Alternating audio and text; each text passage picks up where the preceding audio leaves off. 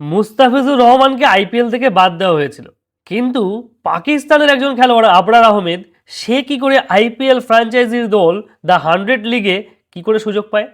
যে টিমের ওনার আমাদের একজন ভারতীয়, কাব্যা মারান, যার টিম হচ্ছে আমাদের আইপিএল এর সানরাইজার্স হায়দ্রাবাদ।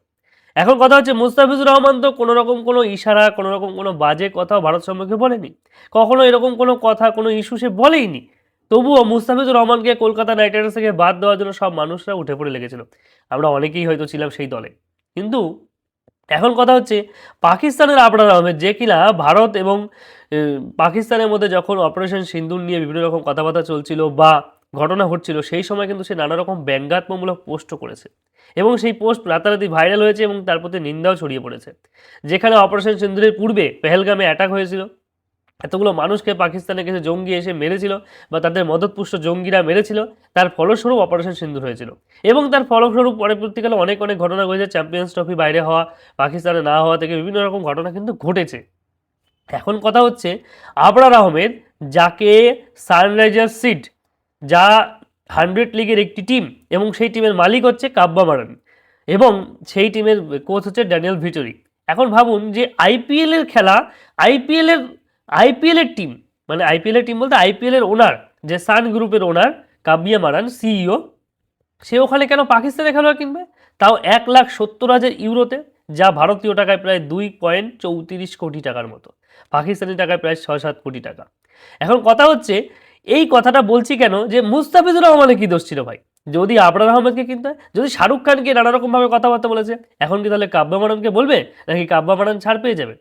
একবার ভেবে দেখুন, একবার ভেবে দেখুন শুধু, কলকাতা নাইট রাইডার্সে একটা দল শক্তপোক্ত হচ্ছিল মুস্তাফিজুর রহমানের জন্য, যে তার বোলিং অ্যাকশন থেকে শুরু করে বোলিং ফিগার সমস্ত দিক থেকে কিন্তু সে ভালো, এবং এই পিচে সে ভালো বোলিং করতে পারে। তাহলে মুস্তাফিজুর রহমানকে বাদ দিয়ে দেওয়া হলো, আজকে আবরার আহমেদকে কেন কেনা হলো? কেন পাকিস্তানি খেলোয়াড়কে কেন কেনা হলো, যে ভারতের নিন্দা করেছে, যে ভারতের সম্পর্কে বাজে বাজে কথা বলেছে, তাকে কেন কেনা হলো? মুস্তাফিজুর রহমানের এই তুলনায় মুস্তাফিজুর রহমানের কোনো দোষ নেই? আপনাদের কি মনে হয়? এবং কাবিয়া মারুন কি তাহলে ট্রোলের শিকার হবে না? অবশ্যই হবে, এবং অবশ্যই হচ্ছে। এর ফলস্বরূপ কিন্তু সানরাইজার্স হায়দ্রাবাদের ওপরেও কিন্তু বড় সড়ো বয়কটের ডাক আসতে পারে। আপনাদের কি মনে হয়?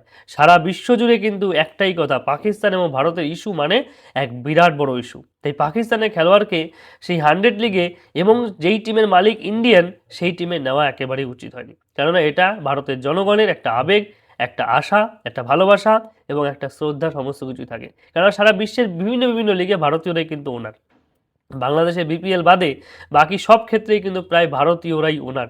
সেটা ওয়েস্ট ইন্ডিজ প্রিমিয়ার লিগ হোক, বা সাউথ আফ্রিকা প্রিমিয়ার লিগ হোক, বা ইংল্যান্ডে, বা কানাডায়, বা অস্ট্রেলিয়ায়, যেখানেই হোক না কেন, সর্বোচ্চ জায়গাতেই কিন্তু ভারতীয়রাই ওনার।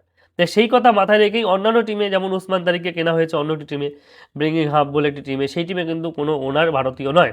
ঠিক আছে, মানা গেছে, তারা দিয়েছে তাদের ব্যাপার, পাকিস্তানি খেলোয়াড়দের অ্যালাউ করেছে তাই কিনেছে।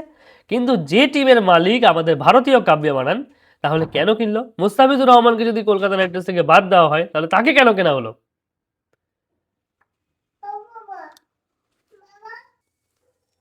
তাহলে তাহলে এর জবাবটা কে দেবে? বলতে পারেন? এর জবাব অবশ্যই আমরা চাই। অবশ্যই আপনাদের মতামত কমেন্টে জানাবেন।